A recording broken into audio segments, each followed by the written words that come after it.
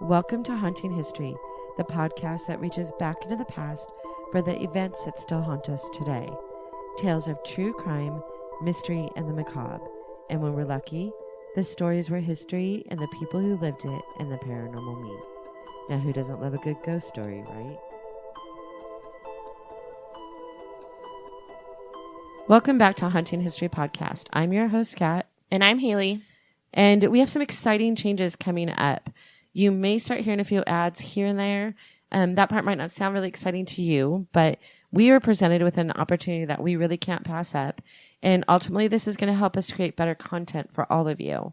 And as podcast listeners ourselves, we know ads can sometimes get kind of annoying when you just want to hear the content. So we're going to try our best not to do that to you all. But this is a way for you guys, our listeners, to support us by listening to the ads and taking advantage of any of the deals that we might have. Don't hate us for selling out. We didn't sell out. We just need help. We need help. We work really hard on the podcast and we spend a ton of money. And this is going to make a big difference to us. So we're hoping to have your support during the changes over the next couple episodes, and that you like them and that you listen to them. And that's it. That's it. It's gonna be Please, exciting. Thank you. Sorry. Before we get started on the story of the Hotel Del Coronado, we do have some shout outs. We do. We have Sarah Clark from Columbia, Tennessee. Let us know what you think of the Bell Witch Cave when you go. Amy from Boston, Massachusetts. Monica Luna from Lake Elsinore. Amanda Seabaugh from Bowling Green, Kentucky. Yo, Amanda. Eric Zentina from Houston, Texas. Raina from Tennessee. April from Peoria, Arizona. Amanda McNabb from Prescott, Arizona. Karina from Pomona, California. Samantha Stoles from Lodi, California. And Shiloh from Virginia. We have Kelly from Upland, California. Kathy from San Dimas, California, who added San Dimas High School football rules. Go Saints. Go Saints. You're a football lover, so. Jacqueline from Brentwood, California. That's fancy. That's super fancy. Tara from Knoxville, Tennessee. Katie from Olmsted Falls, Ohio. I know we said hi to her last week. Yeah, I think so. Elsa and Ruger from San Antonio, Texas. I want to know if his name is really Ruger. Who's Ruger? Is that your significant other? Ruger. Cool name. Grant and James from Columbia, Illinois. Shannon from Fargo, North Dakota. Super cold there. Shannon from Colorado Springs, Colorado. Allison from Lakewood, California. Pamela from Fontana, California, also right down the street. And Zach Walzak from Zach Walzak. Is that really your name? Tell me if I pronounce that right. Zach Walzak from Perry, New York. And Daniel from Chattanooga, Tennessee, which he added was home of Green Eyes and the Haunted Reed House. We got to check both those out. Interesting. The Hotel Del Coronado opened in February of 1888. It's hosted famous people from Marilyn Monroe and Tony Curtis, Jack Lemmon, Frank Sinatra, Cary Grant, Katharine Hepburn, Burt Lancaster, Ronald Reagan, and even Charlie Chaplin. Also, the Prince of Monaco stayed there. And more recently, Ellen DeGeneres, Jack Nicholson, and Oprah Winfrey. It had all the amenities of its time, including electricity. The Hotel Del, or just the Del, as it was soon to be nicknamed, was truly a destination vacation for the wealthy of the time. The seaside setting and beautiful San Diego, California weather made it the place to vacation. Coronado Island's lake setting and perfect year-round weather ensured the Del's reputation as a standout resort. It was described, and I quote, "the unrivaled queen of seaside resorts. This enchanting spot has no equal in America or the world." Have you been to the Hotel Del? No, I've never been. I want to go this Christmas, actually. They have a beautiful Christmas display, and I think that would be amazing to see. Yeah. The Del was advanced for its day. It was lighted by electricity. At that time, the hotel was one of the largest buildings in the country to have electric lights. It had telephones, which were not the norm for hotels, and there were elevators, and many of the rooms had private bathrooms, which also wasn't the norm. There was a fire alarm system and a state-of-the-art firefighting equipment. The hotel had fine china and linen from Europe, and all the furniture came from the East. The idea of the Del came from two businessmen, Elijah Spur Babcock Jr. and Hampton Story. Those are great names. They had become friends and business associates after they had moved to San Diego. In 1885, they had purchased the entire undeveloped peninsula with Jacob Grundyke, Herbert Engel, and Joseph Collette. and sold off lots, which recouped their cost of the purchase plus some. Babcock and Story created the Coronado Beach Company and decided together to build a resort that would be the talk of the Western world. The men hired architect James W. Reed and his younger brother Merritt Reed to design the new resorts. Their brother Walton Reed oversaw the 2,000 workers building the hotel. The two architects actually lived in Indiana, I believe.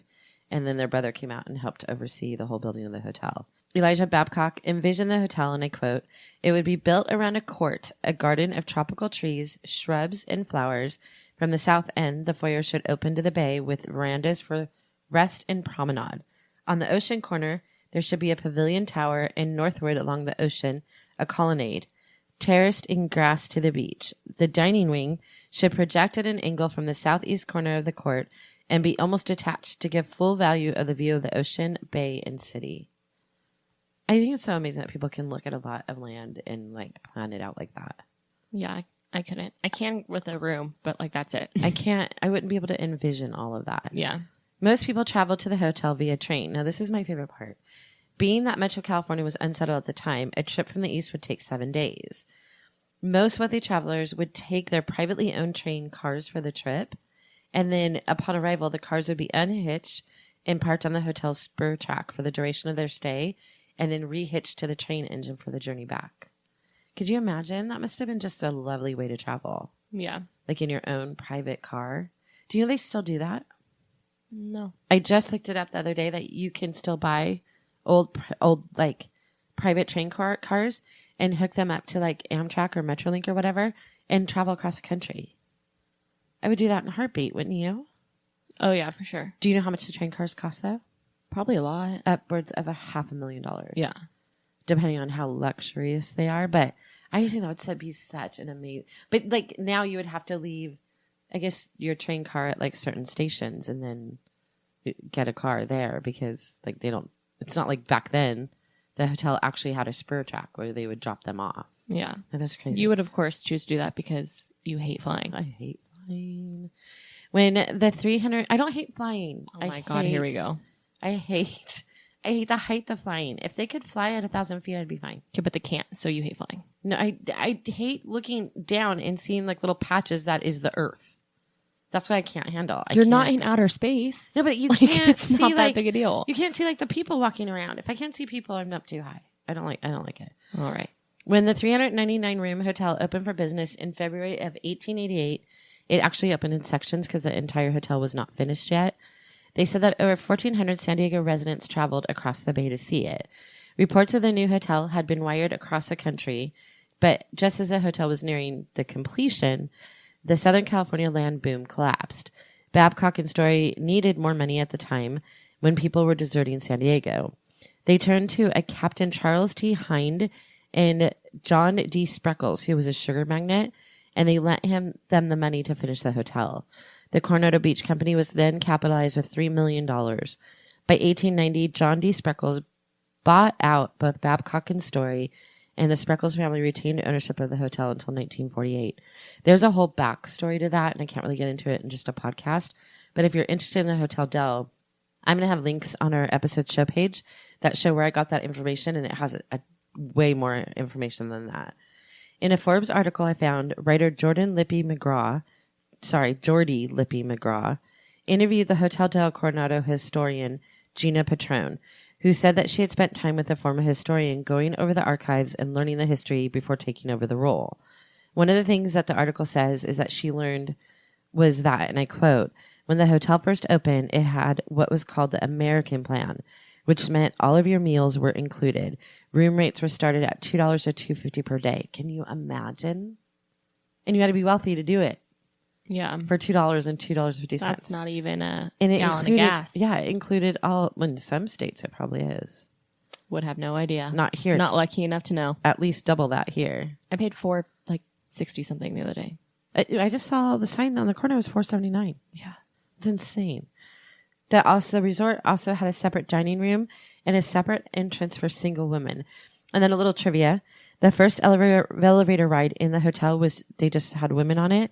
And it was the first elevator built by the Otis Elevator Company. Have you seen that name a million times?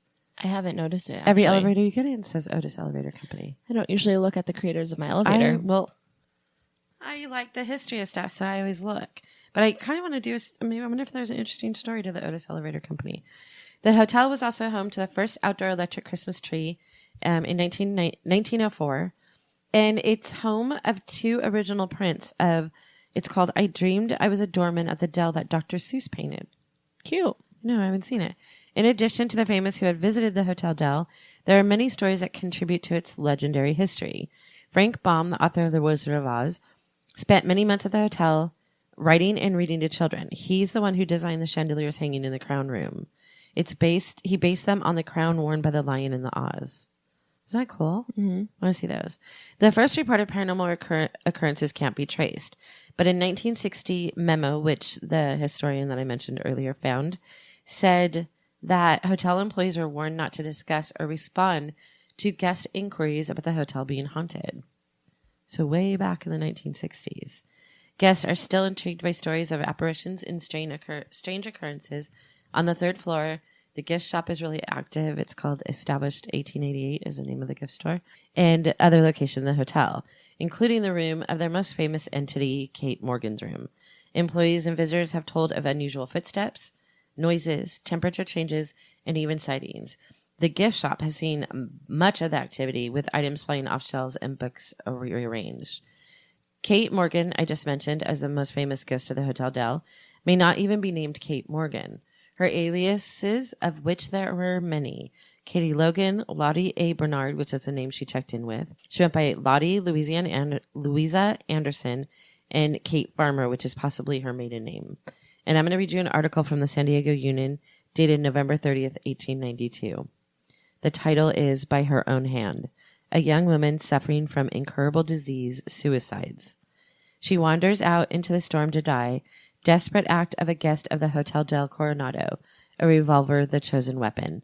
Night before last, an attractive, pre-proposing, and highly educated young woman came down from her room at the Hotel Del Coronado, and between 9 and 10 o'clock stepped out upon the veranda facing the ocean, which was roaring at her feet, lashed by the tempest that is sweeping over the whole coast. The lady was quietly and elegantly dressed in black and wore only a lace shawl over her head. Nothing more was seen of her until 8:20 yesterday morning, when the assistant electrician of the hotel, passing by the shell walk at the end of the western terrace, saw the lady lying on the steps leading to the beach. She was dead.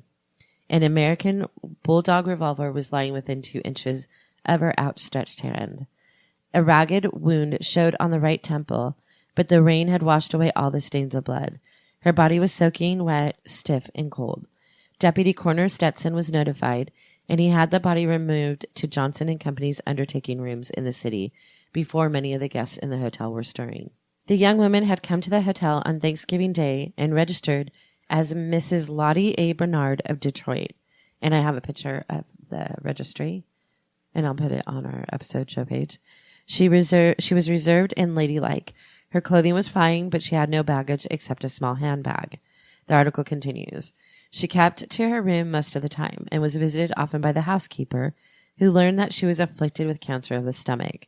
She said she was only 24 years old and spoke often of her physical condition and was noticeably despondent, sometimes seeming to verge on melancholy, as when, on one occasion, she told the housekeeper that she was also troubled with heart disease and despaired of recovering her health. There are signs pointing to an attempt on her part to commit suicide on Monday afternoon by means of drowning in her bath. She told the housekeeper that she had proposed to take a warm bath for 2 hours or more and said it would help her. The matron saying it would weaken her, but the lady persisted and the bath was prepared. At the end of an hour, however, she appeared and sent for a bellboy to rub her head, which the article says rub her head. I read somewhere else that she called him to dry her hair. It was then noticed that her hair was drenched to the roots, an unusual incident, and that her manner was nervous and unstrung. Undoubtedly, the lamentable suicide was a despairing act of one suffering from an incurable disease, and perhaps induced from depression of spirits caused by utter loneliness. It is understood that she was expecting a brother to arrive at the hotel, and she anxiously awaited his coming. Monday morning, she inquired of a bellboy if he had arrived, and receiving the usual discouraging answer, she said, "Oh, no one comes to see me anymore." She then nerved herself to the final act, burning all her letters and papers, except for an envelope addressed to Miss Lottie Anderson Bernard, and on which she casually scribbled, as if in reverie, her own name, Coronado Lillian Russell, and I don't know any such man. The dreary day perhaps added to her despondency, and at night she went out into the heart of the storm within 15 feet of the ocean's edge and took her own life. In her purse was found something over $20, and she seemed in no stress for money, having telegraphed to a Mr. Allen in Hamburg, Iowa, and received his answer that she could draw on him for $50 on site. Her bill at Coronado was not presented, as she had not been there a week. A telegram was sent to Mr. Allen to notify her relatives there and in Detroit, and the authorities will await their instructions as to the disposal of the remains. Deputy Coroner Stetson also wired Coroner Keller at Escondido, and receiving no response, will impanel a jury this morning and hold an inquest. From the website San Diego Ghost Tech, it is written, on November 23rd, 1892, Katie Logan lists all of the deaths associated with the Hotel Del. From the website, I literally couldn't write it any better than he did. From the website San Diego Ghost Tech, it is written, on November 23rd, 1892, Katie Logan, a domestic servant for the Grant family of number 917 South Hill Street in Los Angeles, left for San Diego to get some papers signed. She left in good spirits and promised her employer that she would return in time to cook Thanksgiving dinner. When she failed to return as promised, contractor L.A. Grant contacted the police to report her missing. He considered Miss Logan the best servant in his house. It was reported that she had an excellent reputation in the city and attended strictly to her duties and never went out at night. Miss Logan did not talk to the other servants about her past life to any great extent. Sadly, the horrible truth regarding the whereabouts of Miss Logan became known on December 8th when the police opened the personal trunk left behind at the Grant residence. The contents revealed a woman who strongly desired to keep her true identity a secret. Various photographs, including one of Miss Logan, and papers were destroyed in such a way to remove any identifying names, dates, and addresses. However, detectives did find one undamaged item. An 1885 Hamburg, Iowa marriage certificate between Thomas E. Morgan and K. E. Farmer. Based on the contents of the trunk and Mr. Grant's knowledge of the missing woman, which I want to make a side note, it was later said that Mr. Grant actually never saw the body of the woman found at the Hotel Del. It says that they speculated that the body of the woman found at the Hotel Del and the maid of the Grants may have not been the same person because of the fact that Mr. Grant never saw it. But the article continues and says it was quickly determined that Miss Katie Logan fit the description of the mysterious suicide that had just occurred at the Hotel Del. The Los Angeles Chief of Police notified San Diego's Chief of Police of the connection. The website goes on to say, on Thanksgiving Day, 1892, Kate Morgan checked into the Hotel Del Coronado under the alias Lottie A. Bernard from Detroit. She was traveling alone without any luggage and quickly drew the attention of the hotel workers. A description of Kate's odd behavior is contained within the coroner's report inquest testimony of T.J. Fisher, a real estate agent whose place of business was in the hotel drugstore. Now, this is from the coroner's report. The T.J. Fisher was part of the inquest. He said he saw the lady first about last Saturday when she came into the drugstore and walked up and down the floor 2 or 3 times. She seemed to be suffering. She asked me if I could get her something to relieve her suffering, and I referred her to Mr. Fosdick, the manager of the store. Mr. Fosdick advised her to see a physician. She said that her brother was a physician and that she expected him here, and that was the last I saw of her until Monday. On Monday afternoon, she came in again and walked up and down the floor and looked as if she was still suffering.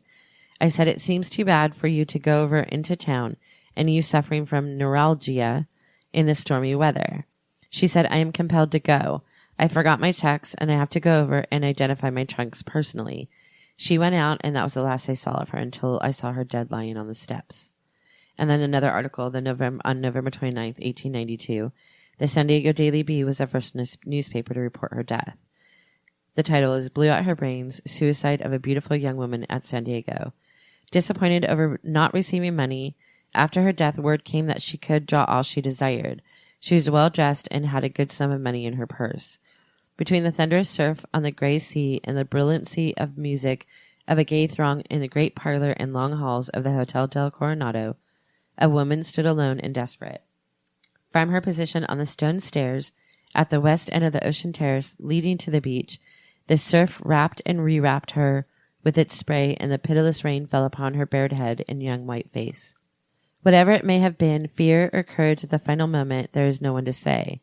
All that is known of the stranger is that she arrived with no luggage but a hand satchel on the 24th and gave her name as Miss L. Anderson Bernard of Detroit. She remained in her room generally and seemed to suffer intensely. Apparently, throughout Kate's stay, she had made contradicting statements. At her check-in, she had inquired as to whether her brother and his wife had checked in yet. But then in another statement, she said that she had been traveling with her brother, and get this, Haley, but that he had disembarked from the train in Orange.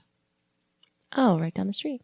Isn't that crazy? Mm-hmm. That's my hometown. Yeah. Well, my hometown, where I was born, is Pittsburgh, Pennsylvania. But I grew up in Orange, and I never knew that the story connected to Orange. Even having read it as many times as I had, I did not know that that Orange came up as often as it did when I was researching this now. I wonder, what train station you said? Uh-huh. I wonder if it's the one by the Circle. It is. It has to be. That's the only one in Orange? Well, that's a historic train station. Oh. It says that she had been, in another statement, she said she'd been traveling with her brother and that he had disembarked the train in Orange and headed back to either Los Angeles or San Francisco for business and was planning to meet her in San Diego at a later date. A passenger on the train contacted the police after the inquiry because he said he didn't want to go on trial. And he said that he had witnessed Kate Morgan arguing with a man on the train and that he had deserted her when he had left the train in Orange, California. Others have surmised that Kate was really a grifter that always traveled by rail, stealing from unsuspecting men on the railways. And yet others speculate that Kate was a married woman who was left by her husband and was despondent over being pregnant, having had an abortion to avoid having a baby as a single woman, and then killed herself out of sadness. Others think that Kate didn't kill herself at all and that her estranged husband had murdered her that night at the Hotel Del. Another theory is that this brother she speaks of was not really her brother at all or her husband, that he was like her partner in like stealing from people on the train. The one that she said was the physician? Yeah. Mm. There's just so many different theories because she went by different names. I mean, I know, but I feel like back then we always read about that, and I don't understand that. It would have been easy. You didn't have driver's licenses or social security but why? cards. Just because you didn't want people to find you? She didn't. She must have had a secret, shady life. Who knows? Weird. And I mean, she went to great lengths. Like she would tear names off letters and destroy pictures. Like they found that in her room. If that's even her. Right. They connected the Katie Logan to Kate Morgan from Los Angeles to San Diego. I'm not certain it's her. Yeah. Regardless of how or why Kate came to the Hotel Del Coronado or what she did prior to arriving there, employees and visitors alike agree she never left. Her room, which the room number has changed numerous times over the year, I can't even keep up with it, report TVs turning on, lights going on and off, and an indent on the bed as if something unseen is sitting on it. People have reported seeing her walking on the beach and strolling the promenade where her body was found. One hotel employee claims to have talked to Kate Morgan. One night, he witnessed a woman on the beach in Victoria clothing looking over the ocean. He approached her and asked if she needed assistance, to which she responded that she knew her way very well around the hotel. He didn't realize until she walked away that he couldn't hear her footsteps on the wooden walkway. That would freak me out. Another guest, a man named Alan May, became so infatuated with the story of Kate Morgan and spent time in her room. He claims to have even shared champagne with her. He went on to write a book about his experiences and his theory on the story of Kate, even claiming to be so touched by her that he paid for her headstone for her grave that up until that time had been missing for 97 years. She had no marker. That's sad. Until he paid for it. Yeah, but his is a little wackadoo. He says he dined with her and drank champagne with her. And then he determined that she was his great-great-grandmother through genealogy. And I'm all about the ancestry and genealogy. We know that. But exactly how in... I know this isn't, I think, the 80s that he did all this stuff, but how did he figure out that she was his great-great-grandmother? Yeah, I don't know. We have no record of her having children. Oh, it was a little wackadoo. There's so much more in the Kate Morgan story. Too much to cover really in this one podcast because there's so much story about the hotel and then about her, and there's just so many different theories. But I'm going to link to books written and websites dedicated to the story of her and the Hotel Del. There are theories that the Victorian clothed woman is not even Kate Morgan at all. The Hotel Del Coronado is a site of some 30 plus deaths over the years, some strange and unsolved and some just strange. In Craig Owen's book, Haunted by History, which I highly recommend, lists all of the deaths associated with the Hotel Del, and I will link on the website. So with 30 deaths, there has to be other stories of hauntings, right? Yeah, there's a story of a child that they see running in the halls. There's a Victorian woman that they see dancing in the grand ballroom. There's a lady in white, because there's always a lady in white. There is a gentleman who they've actually seen a full body apparition of, but they don't know who he is. There's it's seriously so many. So the hotel embrace their ghosts, or are they like, hey, I want to stay in a haunted room? They're like, oh, we don't have that. No. They're really good about it. You can request to stay in Kate Morgan's room and any other. I mean, I think there's several rooms that they think are haunted, and yeah, they'll accommodate you. They're not, because the Queen Mary has they take you on haunted tours and stuff. Right. Is it kind of like that? Or yeah, no, they're really good about it. They're a lot like, there's another hotel that's like that too. Oh, well, they're the opposite of the Mission Inn in Riverside. The Mission Inn in Riverside. They're like, what are ghosts? We don't have those. Yeah, they refuse to talk about it. The Hotel Del doesn't try and hide their haunting past. I mean, it's pretty difficult. The hotel's been around 130 years, 131 years. Yeah, but I mean, people can still be You cannot find stories in history that don't have haunting stories attached to it some way. I know, but people who own hotels can fight it. Pretend it doesn't people happen. Saying it to them at their check-in desk is no, you're insane. We don't have ghosts. Right. And I think that if you went to the Doubletree Hotel or the Hilton Hotel and asked for the most haunted room, they probably wouldn't be like, oh, okay, well, there's suicide in room 301. Let's put you there. No. Right. The Hotel Del, they're fine with it. They let... And there's been a shit ton of paranormal investigations there. They're even on YouTube. The Hotel Del Coronado, with all its secrets, is still a prime vacation destination in San Diego, California. It's beautiful and it's filled with history, some haunting and some not. And the Hotel Del staff is dedicated to not only serving you and your family, it also plays host to its non-living guests, some still checked in for more than 130 years. Thank you for listening to this episode of Haunting History Podcast. We love hearing from you, so be sure to follow and comment on Facebook and Instagram and Twitter at Haunting History Podcast. And don't forget to subscribe, rate, and review wherever you listen to all your favorites. Visit our website at hauntinghistorypodcast.com for more information on each episode and links to our Patreon page and all our social media platforms. Until next time, I'm Kat. I'm Haley. And remember, the living are far scarier than any ghost.